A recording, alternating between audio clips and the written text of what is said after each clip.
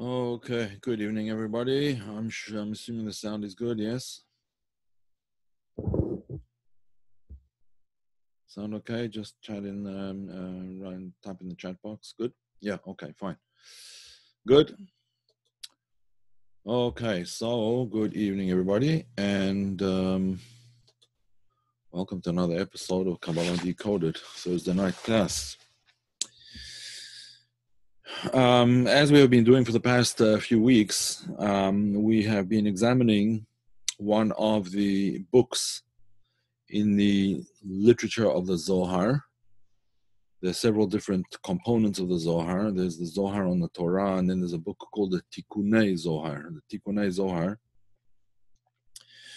really means the rectifications of the Zohar, translated, the rectifications of the Zohar, or the rectifications done by the Zohar. It's not that you have to rectify the Zohar is the one that does the rectifying. In any event, the Tikun Zohar is a work which examines the very first word of the Bible, of the Torah. The first word, the word Bereshit, which literally translated means in the beginning. And the Tikun Zohar then divides that word up in 70 different ways to give 70 different interpretations of that particular word. Now, all of these interpretations, of course, valid, and each of them highlights a different aspect of what the creation is all about and essentially what it is for. That's one of the topics of tonight's class, in fact, is to understand what the existence in which we live is for. Why are we here? Why is the world here? Why is the universe here? Etc., etc. That's a rather big topic, but in order to be able to understand a little bit better, let us go to share screen, and I will show you the word. This is the word in Hebrew. So the Hebrew word Bereshit, that is the first word in the Torah, the word meaning in the beginning. In the beginning, God created heavens and earth and so on and so forth, right? Bereshit bara Elokim et hashamayim et haaretz. In the beginning, God created heavens and earth. Now, again, the Zohar interprets this word in various different ways, and today's way of interpreting it, today's interpretation of that word Bereshit, is to divide it into the following words: Bayit and the word Osher. Bayit. Now, let me just explain something here. Unusually, in this particular tikkun, in tikkun number 6, the Tikunei Zohar does not actually bring this word. It only brings the former one. But that's all that's left of the word Bereshit. If you take out the bet and the yud and the taf, which forms this word here, this word bayit, right? Bayit, which means the house or the home, then you're left with these letters over here. Since a couple of weeks ago, we already discussed this one, Beit Rosh, or Rosh Bayit, the head of the household. Since we discussed that already, it must have a different permutation of the letters, and one of the only viable permutations of the letters left, there is another one, and I'll discuss it maybe a little bit later, but the permutation that's left of these three letters is the word Osher. Now, Osher means bliss or happiness. So essentially what we're saying is that this word, in the beginning of God's creation, part of that idea of creation was that it would be a Beit or Beit Osher, a house of happiness, a house of bliss. That's what it was supposed to be. And essentially that's the way it was in the beginning. In the beginning of creation, God created what is called in translation the Garden of Eden, Gan Eden. Now, Eden means really the Garden of Delight. The Garden of Delight, but it's not a delight in the physical sense of the word as it's usually understood, that there you can have any physical delights, hot and cold running chocolate or something like that. No. What it means is the sense of spiritual delight. What is the spiritual delight? The spiritual delight of the Garden of Eden is that there godliness is revealed. So initially we see in the relationship of God and man, after he creates man, that man speaks directly to God and God speaks directly with man. That is the definition, according to the Zohar and according to most mystical texts, in fact. That is the definition, the very definition of the Garden of Eden, of spiritual bliss.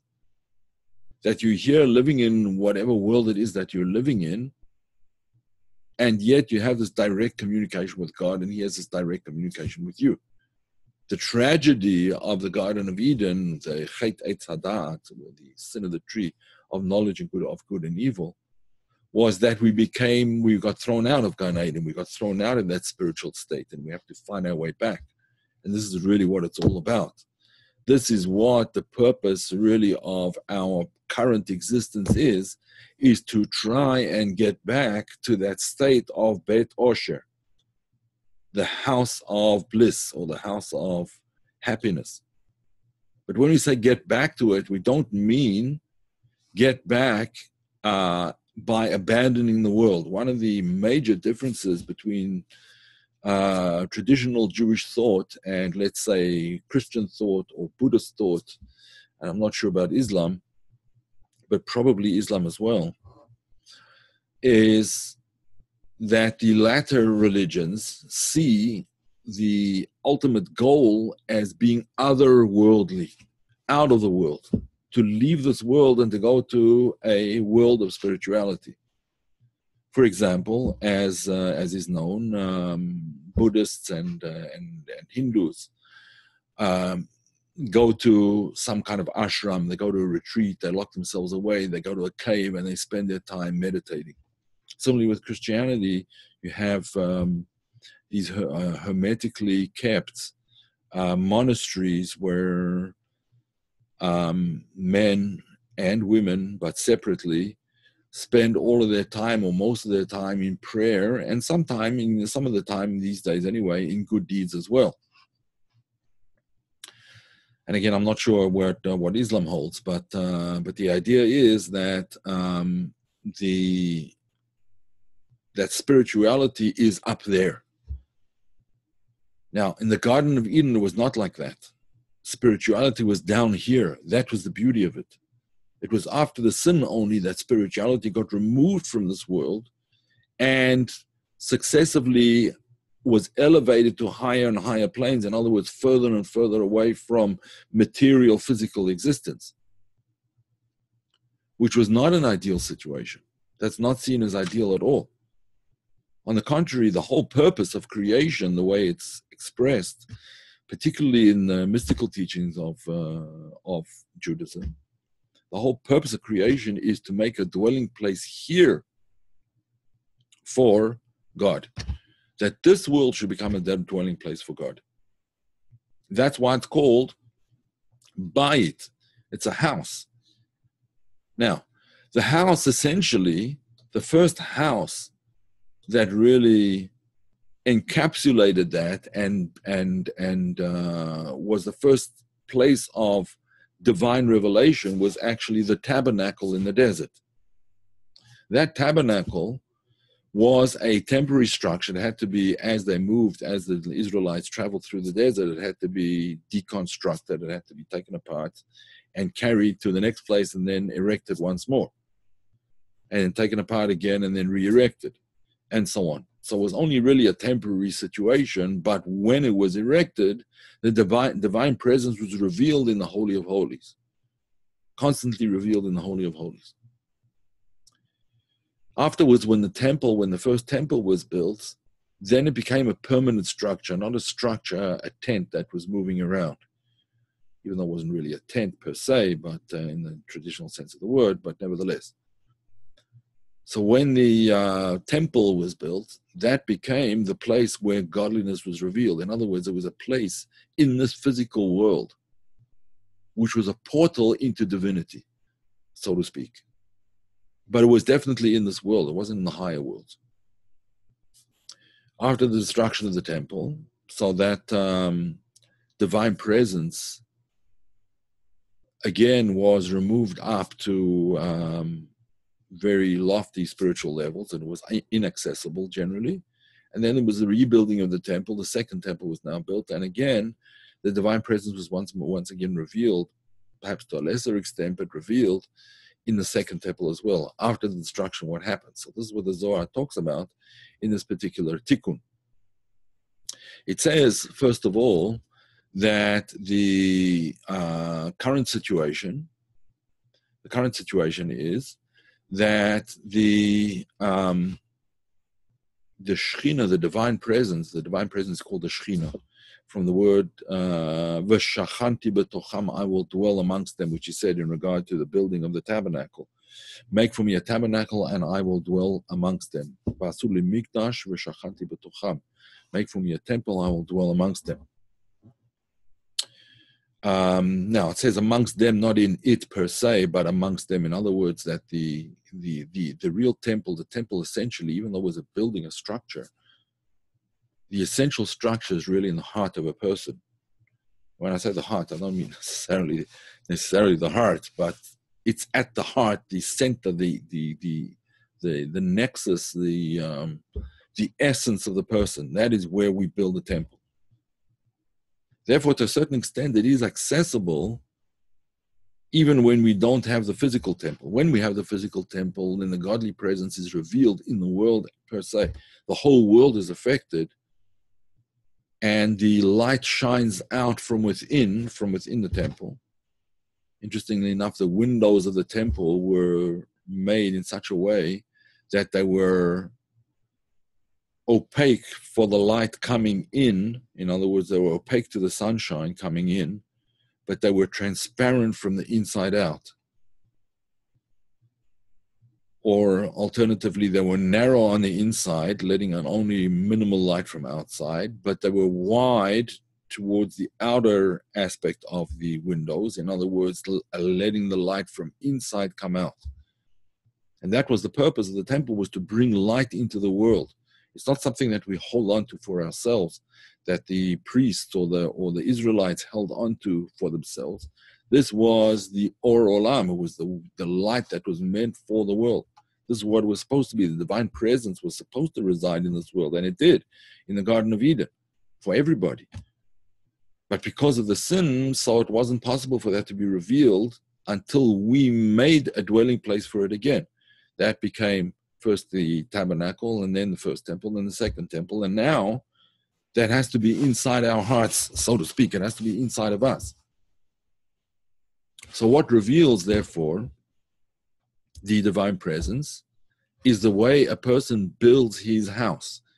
Builds his house, not his physical house of bricks and wood and so on and so forth, but how he builds his inner house, the house within, how he builds his bayit. And how he builds that bayit with happiness. Happiness, in fact, and maybe this is the reason that the Zohar doesn't explicitly use the word osher. Let me just get back to our picture here. The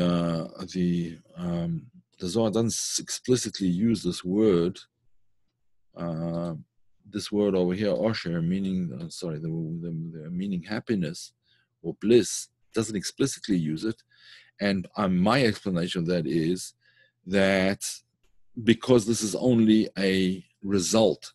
It's not, the aim is not for the house to be happy. The aim is for the divine presence to dwell within the world, to dwell within us. And therefore, happiness is simply a result. It's not a goal. And I think that's to a certain extent perhaps a mistake that is made in some modern branches of psychology, and perhaps even in some spiritual paths. If the direction of the path is to achieve happiness, if that's the ultimate goal of that path is to achieve happiness, then I think that to a certain extent it is mistaken. Why is it mistaken? Because that's a result. It's a function of doing the right thing. It's not a goal in and of itself. Okay, so let's discuss this a little bit further. What happens, however, in a time like we are now, when the temple was destroyed. The temple was destroyed, the second temple was destroyed about 2,000 years ago already. And we don't have a temple. So how do we do that now? Well, regarding that, the Zohar says that the Shekhinah, the divine presence, is like a bird looking for a nest. It's like a bird looking for a nest. And when the bird finds the nest, even though a nest is not a permanent thing, but at least then the bird has some rest. In other words, what's the bird over here? The bird is essentially the divine presence. Elsewhere, the bird is interpreted as the soul itself. That the soul also seeks its nest. Now, what does that mean, that the soul seeks its nest? It seeks a means for, it seeks a place or a means whereby it can be, so to speak, at home, where it can feel at home, where it's not this sort of formal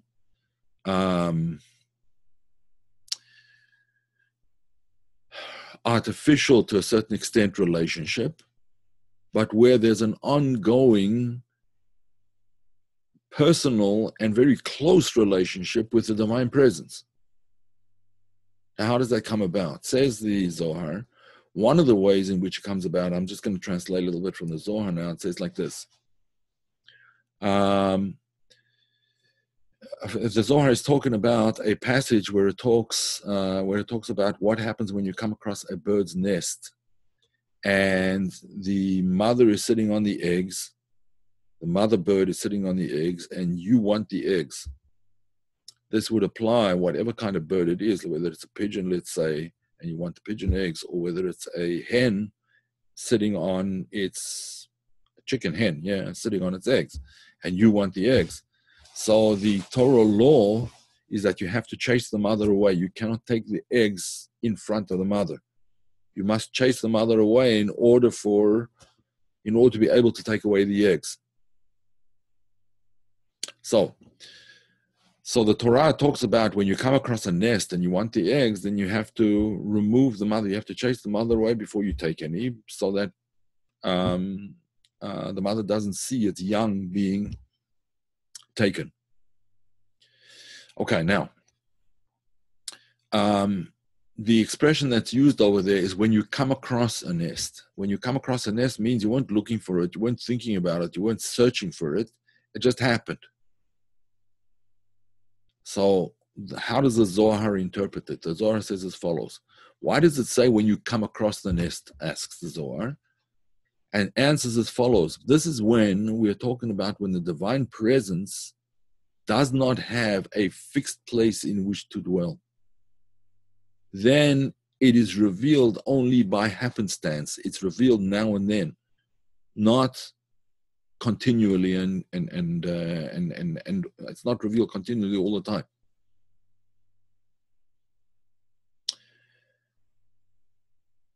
And when is it revealed, says the Zohar? When is it revealed, even on this temporary basis? When a person sets aside time and place for prayer. That's when godliness becomes revealed, when a person sets aside some time and place for prayer. Within prayer, that is when one can get in contact, get in touch with the divine presence. You can speak, so to speak. You can speak to the Shekhinah. You can speak to God directly. Now, he may or may not speak back. You may hear, you may not hear. But that is when, one of the times, when we're open to that kind of relationship. But you have to make the time and the place.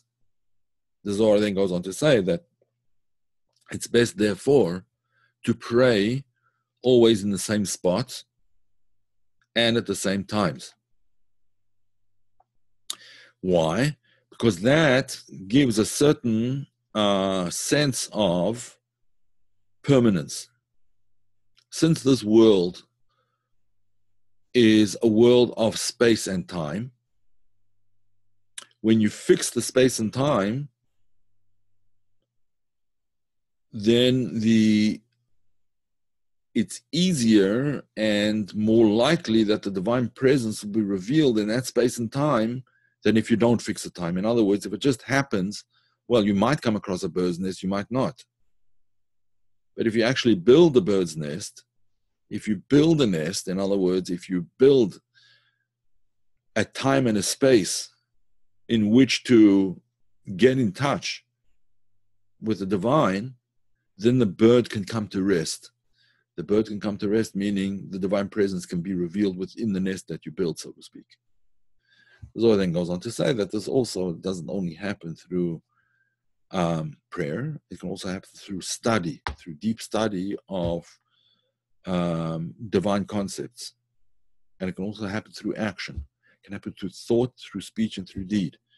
What's the thought process? The thought process is, as we said, when one studies the Torah. The speech process is when one prays. And the action process is when one does those, what are called mitzvot, those commandments, when one fills the commandments in... commandments mentioned, the divine commandments, 613 of them for Jews, or 7 of them for people who aren't Jewish, the 7 Noahide laws. When one fulfills these commandments, that becomes a dwelling place for godliness. Why those specific things? Because that's what God wanted. And he wanted us, one of the classic works of Hasidic works, a work named Tanya. The author of the Tanya says as follows, that had God asked us to chop trees, then the divine presence would rest in the tree chopping. He asks us to do different things, other things, 613 of them or 7 of them, whatever it is. Those actions are houses or nests, so to speak, in which the divine presence rests. Again, in a temporary sense, perhaps not permanently, but nevertheless, in a real sense. So therefore, Frank asks, are we not like a sanctuary for his dwelling? Yes, that is the point. Yeah. So it could be a combination of study, of prayer, action. Yes, absolutely. Not just, not necessarily just prayer, but all of those types of things. Prayer, action, study, all of them are important. Why? Because a person is a multidimensional person, not just a one-dimensional person. Some people might prefer to contact God through prayer. That's fine. That's your preference. That's that was the way you were made. That's fine. But don't neglect the other two: the world of action and the world of thought. There's a beautiful story about a teacher in a yeshiva. Yeshiva is like a seminary for young rabbis, essentially. And he was in the middle of his prayers. There were when Jews pray, they pray together in a thing called a minyan. Yeah, a minyan means really a quorum of 10 men, but the upper limit there's no limit to how many people can join in. So the whole institution, the whole yeshiva, the whole seminary prayed together in the morning. That's we, in fact, 3 times a day we pray together, or at least try and pray together 3 times a day. During the morning prayers, in the most important part, one of the most important parts of the prayer, where it expresses the unity of God, coming up to that, he noticed that one of the students' shoes, it was the winter time in Russia, and he noticed that the student's shoes were torn.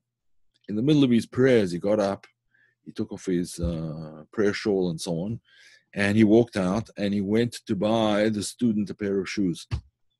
So that he shouldn't walk around, he shouldn't have to walk in the cold, shouldn't have to freeze in the cold. Now, he was in the middle of prayer. How could you do that when you're in the middle of prayer? Well, it was an unusual kind of activity, it was an unusual thing to do, and normally one doesn't do that kind of thing. You could do it afterwards or before or whatever, but not during prayer. But he was so concerned with the welfare of his student that he couldn't wait. This rabbi couldn't wait. He felt that this was much more critical than his own relationship with God, to take care of another person. That's just one example. There's hundreds, probably thousands of examples I could give you, but that's one example of such a thing. So a combination of all 3 of them is more powerful than just one. As it says, Chut ha-meshulash lo mahera yanatek. A threefold thread will not be snapped easily. If you have only one thread, it's much easier to snap than when you have a threefold thread, when it's all three things bound together. And that is what the Zohar talks about in this particular section. It's actually much longer. It's quite a long section. But the idea is that there should be Beit Osher, make a place where happiness can dwell. Not that the purpose again is happiness, but that the place that you're building is not filled with your own ego and not filled with your own desires and needs, but filled with the desire to make a dwelling place for God in whatever way is possible. Then automatically becomes a house of Osher, a house of happiness, a house of spiritual bliss and physical bliss as well. But that all takes place within this world. It's not something that takes place outside of the world. It is true that one can have some ecstatic experiences and out-of-the-world experiences during prayer and during meditation and during study and during action. Yes, that's true. But ultimately, the purpose is not to be in the higher worlds. There's a famous story, famous Hasidic story about Rabbi Shneur Zalman Eliade, again, the author of the Tanya, and his study partner. In Jewish circles, it is customary most of the time to study together with a study partner. You study together and you discuss and you argue and you come to conclusions about what it is that you're studying with somebody else. It's not like a university where you study on your own, but here you study with a partner, which is actually a much better way of going about it. In fact, I heard an interesting story before I get to the Hasidic story about a guy who was in Harvard University, and he was a very, very bright guy. And he was doing okay, but he was having to put in a tremendous amount of time studying in order to keep his grades up and to keep up with the class. He noticed there was a girl in the class who was seemed to put in much less time, and he knew that she wasn't quite as smart as he was in terms of IQ. He knew that. How he knew, I don't know, but he said he knew that he knew that she was. But so he wanted to find out what her secret was. So he started watching what she does. He found out that what she did was she divided up the subject into numerous divisions, whatever particular subject that we're learning. She divided up into various chunks, and then she would go and ask one particular person to study that chunk, and another person to study a different chunk, and another person to study a different chunk, and then she would consult with them on what they had learned. She would learn her chunk and then explain to them what she had learned, and they would explain to what they had learned, and they would kind of learn it together, right? And therefore, she was able to accomplish much more in a shorter time than he was able to accomplish. That's the idea, to a certain extent, of chavrusa, what's called chavrusa when you learn with a partner. In any event, the author of the Tanya, when he was younger, he was a student at the time. He was the chavrusa, he was the study partner of his rabbi's son. The rabbi's son and this Rabbi Shneur Zalman Eliade were study partners. This was the teacher was the Maggid Mizrich, the successor of the Baal Shem Tov. There's the Baal Shem Tov, then the Maggid Mizrich. He was the successor, and then Rabbi Shneur Zalman Eliade was the successor, or one of the successors to the Maggid Mizrich. In any way, so he was like the third generation, but he was studying together with the son of the Maggid Mizrich. And they were studying Kabbalistic, very, very deep Kabbalistic ideas, to the extent that the son of the Maggid Mizrich started to sort of float away. He started to depart this world. To depart this world in such a way that it didn't look like he was going to come back. At that point in time, Rabbi Shneur Zalman realized what was happening, and he grabbed a bagel and he stuffed it in his study partner's mouth. Now, why did he do that? To bring him back to this world, because once food was in his mouth, the world itself would sort of impinge upon him and would bring his soul back down to his body. And that's in fact what happened. And afterwards, the the Maggid was rich, his teacher, thanked him profusely for saving his son's life, because his son was about to drift off into the spiritual realms and never come back. The purpose is to remain here, not to drift off into the spiritual realms. We have plenty of time to do that after 120 years old, which is the traditional age span of a person when he passes away. Moses passed away at 120, and we're no better than Moses. So when Moshe Rabbeinu passed away at 120, we hope for the same thing, 120 and no more. In any event, that is the idea. When he asks if we prepare for and honor the Sabbath, is that similar to preparing a place for God here on earth? Yes, absolutely. That's one of the ways to do it. That's absolutely one of the ways to do it. How relevant is it to have a passion, urgency, and commitment to developing the nest of spirituality? That's a good question. Passion in the sense of we have to be passionate about what we do. We can't just do it as sort of, on the surface and not dig into it. Because if you don't ever dig into anything, you never really get to the core of it, and you never really get to the core of yourself. So you have to have passion, yes. Urgency, I would say, is the same thing. It pushes you. Although, as is known, a spiritual lifestyle has to be gone about generally in an orderly way, not with too much.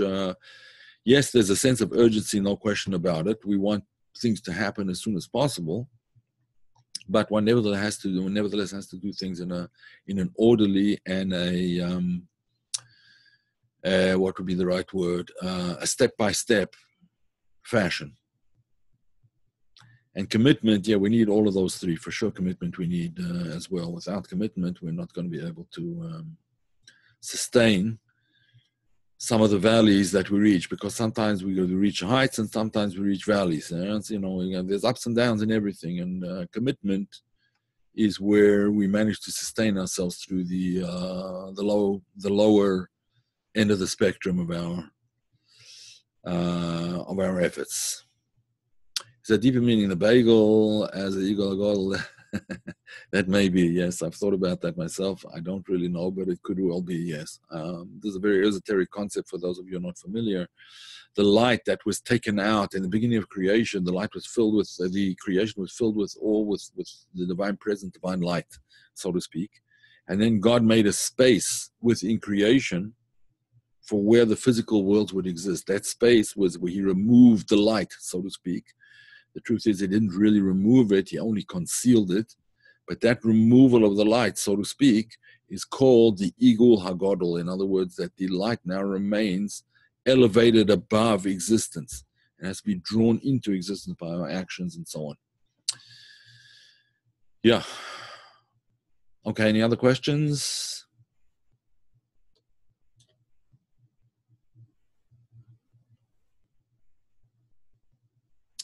Yeah, so the person was asking, is that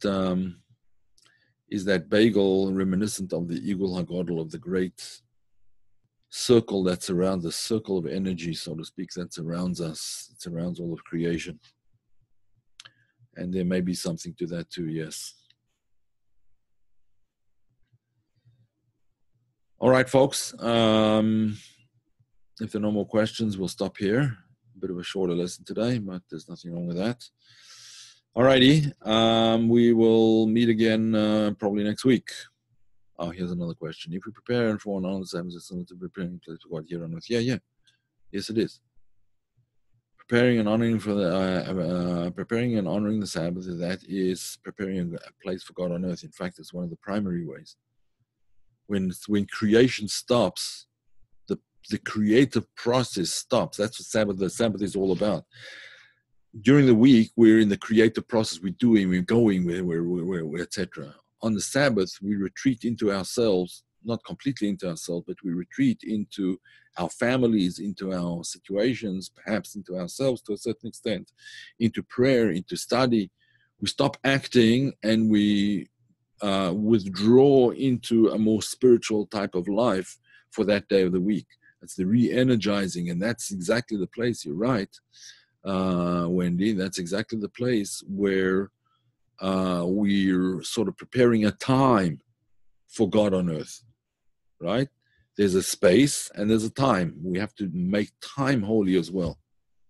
And in fact, the Zohar speaks a lot about making time holy. It speaks about observing the festivals, the various Jewish festivals, and so on and so forth. That's making a place for God, making a time for God, so to speak. Good. All right, we'll leave it at that, and see you again next time around.